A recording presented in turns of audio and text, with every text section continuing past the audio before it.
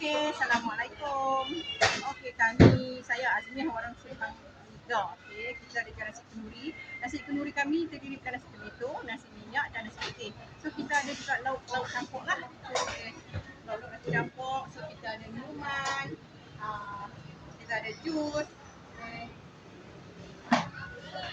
Okey. Kalau makan kita kat dalam ada, kat luar ada. So apa lalu, apa tengok depan share saja. Jalan kiri depan share, depan share tu ada banner besar ke dekat warung nasi tomato, nasi kenduri. Okey, banner dia warna panda, pink color. Okey.